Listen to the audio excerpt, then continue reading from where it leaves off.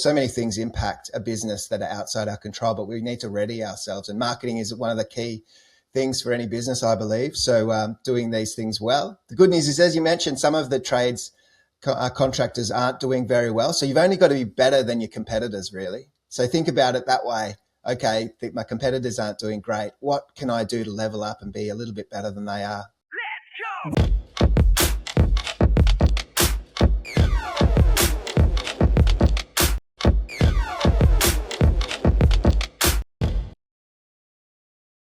Hey, what's up, everybody? Welcome back to another episode of the Liquid Lunch Project. I am Matthew R. Meehan, alongside my partner, the Professor Luigi Rosabianca. What's on tap today, Lou?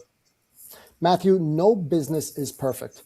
And we all have a blind spot. Whatever the business may be, there's something that's not optimally working in your business. And we've noticed that the trades, our loyal HVAC service providers, electricians, plumbers, general contractors, they're not doing a dynamite job in marketing and branding. So today on the podcast, we've invited Mr. Wes Towers. And Wes Towers is the principal and founder of Uplift 360. And he runs a marketing branding agency strictly for the trade. So Wes, welcome to the podcast, sir. Fantastic to be with you both today. Nice early morning for me to get started. Got the coffee flowing and ready to get into the details of how these companies can improve and enhance their online experience so they can grow their businesses. Well, thank you. Thank you for joining us. Well, we have to rely on your expertise. What are the trades doing wrong? Why are they not creating this really robust profile? I mean, there's certain industries, as soon as they start up, they've got these really fancy websites and they've got SEO and they've got all the social media channels. The trades seem to neglect that. What's going on? Yeah, well, I suppose most of us starting out, and this is common all around the world. You start out business, particularly in a trades, you start with a skill set, and you're confident and comfortable with the skill set itself, but not potentially running the business and the marketing aspects. And we tend to avoid what we're not familiar with or not sure about. Obviously, if you can bring experts in to guide you, that's a big step in the right direction. But if we don't understand something, we avoid it. So that's typically what happens. And the other thing in the trades and construction industries, we work with them globally. And, I run a podcast about it too. So we're talking about it with people all around the world. And they're common things that go on.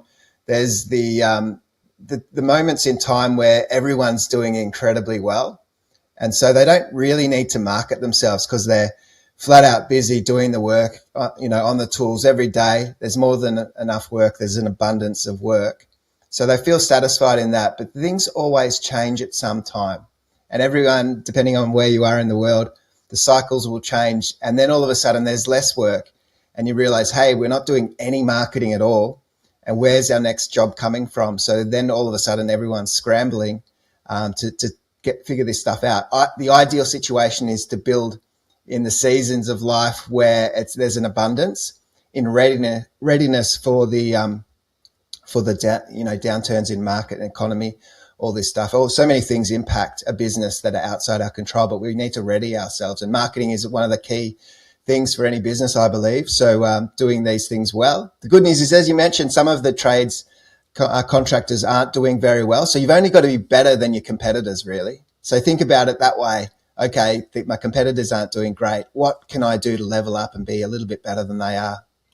So, Wes, let me ask you this. Let's get right down to it. What are all contractors, people in the trades, what are they doing wrong right now online? Yeah, well, just leaving their websites to be like a stale, redundant kind of brochure style of website, where the beauty of online is you can publish and it's there immediately. It's not a brochure where you need to print a bunch of them and live with it for the long term.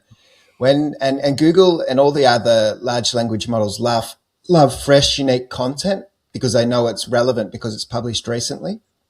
If you've built your website and you just leave it dormant for years, well, that's a clue to suggest it's outdated. And therefore, why should Google send you any traffic? When someone's searching for their need, they might have a burst pipe, they need a plumber. Why would Google recommend you as opposed to someone else who's publishing precise information about fixing your particular need, the type of plumbing need that you might have? these sorts of things. And so whenever we need a solution to a problem, we're going to figure out who's the best in the breed in your region of solving that problem. So if there's one company who has an up-to-date website and they're online and they're presenting their information regularly, and Google can recognize that, they're going to think, okay, well, these are probably the leaders in the industry. They probably deserve the mention. Same as the large language models. They're just looking for the best information for a person who's searching for a query at the time. So they might be having a chat with their chat GPT. I do it all the time. I might be in the car driving around. I have a conversation with my phone because I've got something on my mind and I want to think something through. And I'm even asking for recommendations when I get to that point. So, you've got to have information and content so that these tools can find it in your website and recommend you as the person to go to. So if a builder can make one fix right now that's listening to us right here, right? What is that fix? Yeah. What can they do? It depends on what's broken, but for the most part, the easy wins, if we're looking for those, is to add real, true case studies, stories, and examples. So case studies, it might be a portfolio of projects. Reason being, there's just so much AI slop out there. So because they realize, hey, all these platforms want information. Well, we use AI to write the information, and it's generic and bland, and it's not adding any value to the conversation. So talking about things that only you can speak of that are genuine, so actual projects. I mean, we're working with a cladding company right now, and they've done some significant buildings that are recognized all around the nation. So we're just adding a whole heap of case studies of these projects. They've worked on the cladding, and the photographs do a lot of the talking, but then the descriptions are what search engines and large language models can understand more easily and quickly. So writing descriptions of exactly what they did, who the architect was, who the builder was, what time frame it was done in, the location, all these things that are really juicy for all the tools. So think about what only you can talk about, and that's often case studies. So what I would say, even for that's awesome for a beautiful project and product like cladding, because it's an aesthetic type of material. Even for projects that are less beautiful, I mean, even if you're digging trenches and they serve some purpose in the construction field and trades, having photographs of what you're doing so people can see it, but also describing it in text so that every tool can understand what it is as well. They're super quick wins.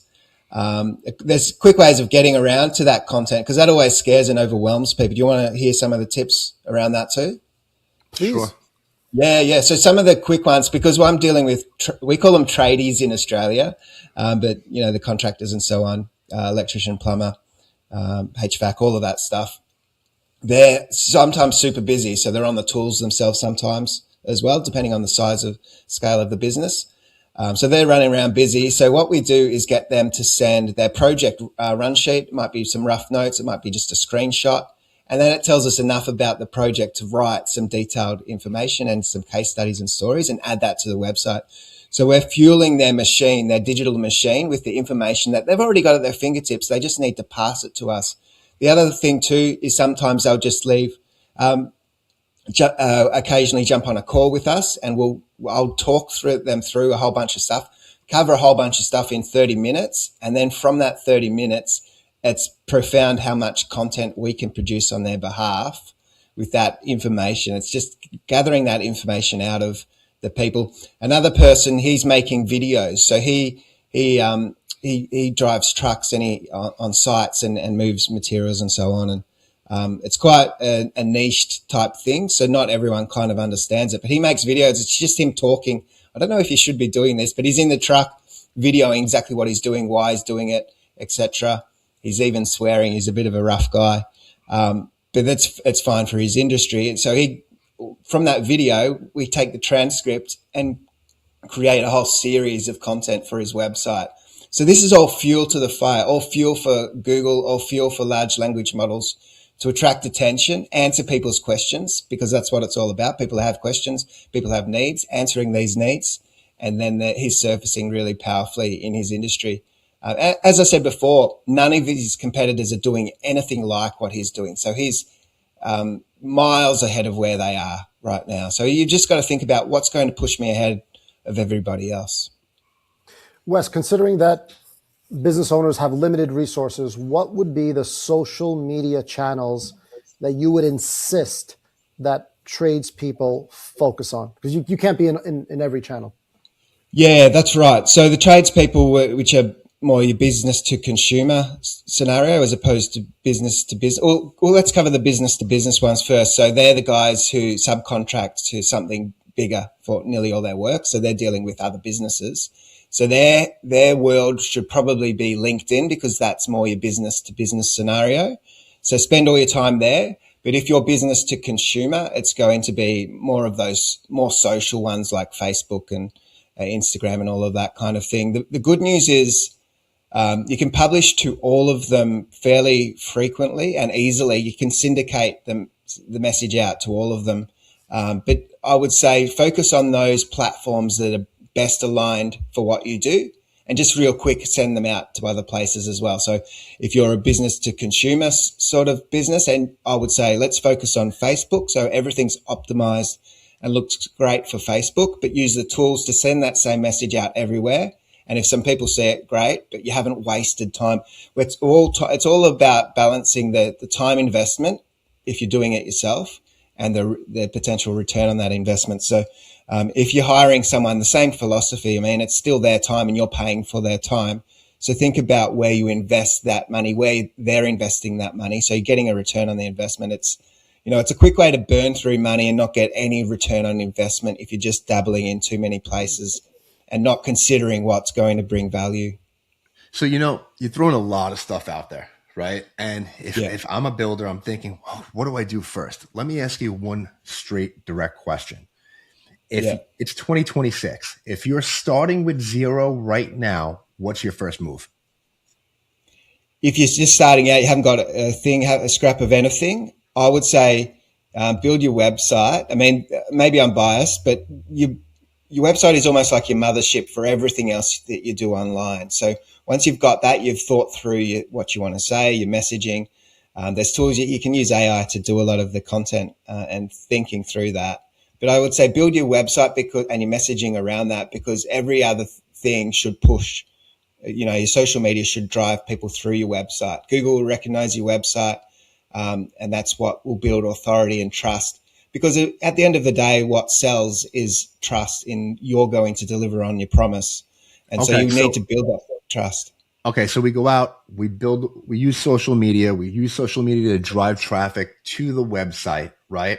Yeah. What do we do on the website that increases quotes, increases people to reach out to us? What's the hack? Yeah, so the simple thing is just to be really clear and concise and compelling, and to have a call to action. I mean, if you're wanting quotes, or if you're wanting the phone to ring off the hook, think about what it is you want. Some guys that I work with, their phone's ringing all day, so they really want to have people request a quote. So they have a simple quote button. And there's some primary places you need to put these, and they're obvious once you know it. So the typical website, logo on the left, menu along the top, call to action on the button on the right. So that might be request a quote. It might be the phone number. Then the hero section on the homepage, really strong and compelling message, why someone should work, what you do and why they should work with you, call to action button. So again, that might be to repeat the same call to action. It might be something slightly different. Request a quote, see our portfolio sometimes if you need to build some proof into it. People are looking at your website to understand your authority, and you are who you say you are. So, but you really would need to get that call to action down so people can take action. Because if they're on your website, they've got some burning need. It's only right for you to deliver on that need and sell them something. Is it important that our tradespeople put their team members on the site as well, like key personnel, if they've got designers or foremen? Is that critical to the website? Not critical, but it's certainly powerful and helpful if you're prepared to do that. The reason why a lot of people don't is they've got a little bit of a churn, and then they've got to update the website and all that kind of stuff. So they don't want to be messing around with their website all the time. I would say the rewards are certainly beneficial because any way you can humanize your business is helpful, and they can see genuine people and faces that they're going to work with, because we buy from people we know, like, and trust. And once you start to see a photograph of someone, you might start to feel like you know them to some degree. And also you can show diversity of your team if you've got that. You can't manufacture this stuff if you haven't got it, but you can show who the people are. A bit of diversity is helpful, obviously, and to keep it up to date. And it also demonstrates that it's not just one person in a van. If that's genuinely who you are, you're just one guy in a truck, cool, go with that. You can still showcase your photograph because you're the guy showing up. So you're going to build that relationship even more powerfully. It's just that if you've got lots of people there, just demonstrate something slightly different, that you're a full team, fully fledged. You've got site foreman, you've got various people involved to facilitate the outcome that they're looking for. Now, let's say I'm a builder, right? Or I'm in the trades, so the tradies, as you call it, right? What happens if I have multiple locations? Do I have to do this for every location? How do I make it all flow back? Do I have one website? How do I get hyper local? Yeah, so the local thing, definitely you can have one website for a start, and it's ideal if you have a location-based page for each and every location, just so it's easy for all the tools to understand the various locations. But you can have a Google business profile everywhere as well. So every address, it's some businesses don't have a location address they can advertise because they work from home and they don't want people to know their address. That's unfortunate, because if you have got an address, you can publish that on your Google business profile, and it has an opportunity to show up on the local search, because when you're searching, it's oftentimes it'll be the map that shows up in local businesses. So it's a massive win. It's a disadvantage if you haven't got an address that you can publish, that you can showcase on that business profile. Now, you're in Australia. How did you wind up getting involved with US-based companies? How did this come to fruition? Yeah, it's an interesting thing. So we just started out with as a local business like everybody else, but once I started niching into a specific industry, all of a sudden people weren't choosing me because I was a guy around the corner, which is what typically happens for businesses like mine, but they were choosing our service because we were specialized. We work with these types of businesses, and the needs are the same. Broadly speaking, they're the same. They might have different codes and so on, and a few little different, phrases and acronyms and all that kind of stuff. But by and large, the guts of how you market these businesses is all the same, no matter where you are in the world. So people are choosing us because of the niche we serve, rather than the location we're in these days. So it's been really good, and I really enjoy it. And that's opened up the podcasting. So I podcast now for the trades and construction industry, my own show, since the start of this year. And it's been awesome to talk to so many people at a higher level from trades and construction. And it's remarkable how similar the stories are all around the world. So since you're speaking to so many people in the trades and the construction industry, what are some of the biggest problems that people are encountering right now in the start of 2026? Yeah, well, outside of what we do specifically for marketing, it seems as though a lot of places are suffering still from the cost of living, cost of building materials. Obviously, we had those escalations off the back of COVID and all that stuff, a huge mess there. And so, I mean, it depends on the nation. Some people are getting squeezed harder than others, and that's putting pressure on businesses to still perform. I mean, here in Australia, we had another large builder go out of business. I saw it in the newspaper just yesterday, and this has happened a lot. And the reason for it here is the fixed cost contracts, and then they have building materials jump up through the roof. And all of a sudden you're making a loss. And a lot of builders tried to work their way through it, make a loss, but hopefully catch up on the long term on other projects, but in the meantime sink. So, but I've seen that people have spoken about that a lot. Even in Canada, seems like it's even worse there. So there's a lot of pressure on these trades and builders to perform, and the margins are super tight. So getting the figures right firstly, so there's not blowout of cost, so you can last the long term. They're the things I'm seeing and the things I'm hearing all the time. People not getting their numbers right, not getting the cash flow in the door when they should. So it's a confidence thing. I mean, you damn well straight should be getting a deposit on every project. I realize the person at the customer might not be reluctant to part way with their money, but if they can't give you, at least 10% up front for the project that you're needing, something's wrong.